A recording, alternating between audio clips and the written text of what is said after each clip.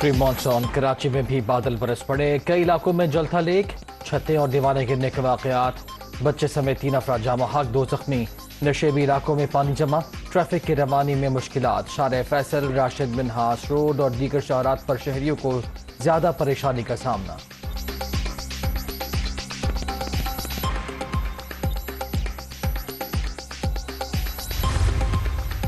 कल अदम टीटीपी से मुज़ाकरात कानून और आइन के मुताबिक होंगे, मामलात पार्लियामेंट की रहनुमाई में ही आगे बढ़ेंगे। अगर कोई मुल्की क़वानीन को तस्लीम करता है तो पहले सरेंडर करेगा। कौमी सलामती कमेटी के इजलास में अब मुस्तकिल बुनियादों पर होंगे, पार्लियामेंट को भी एतमाद में लिया जाएगा। वज़ीर दाखिला की मीडिया ब्रीफिंग।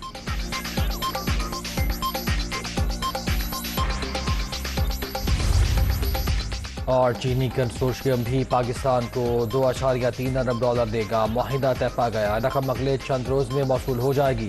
मिफ्ता इस्माइल का ट्वीट, वजीर खजाना चीनी हुकूमत के शुक्रगुजार।